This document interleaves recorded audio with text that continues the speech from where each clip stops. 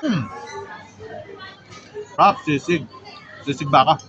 2025, ingat ko, siyempre, tangkay. Doon ako ng 25, paano mag-budget. Yun. Paano makapag-save ng mas marami. No? Mga bagay-bagay na dating gusto ko, bumili ng mga sapatos, damit. So, na-realize ko rin na hindi ganun ka-importante yung mga ganung bagay. Mas importante talaga yung savings, lalo pag nasa abroad ka.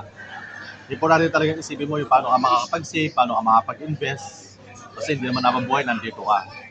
So, dati ako ganun, maluho. Maluho ako dati. Dami kong bili mga sapatos, mga damit. No? Pero yun, natutunan ko, na-realize ko na mas importante pala yung mag-invest, mag-ipon. No? Kasi hindi naman habang buhay, nandito tayo sa abroad. So, siyempre, tumatanda rin tayo, kailangan natin mag-ipon. Diba?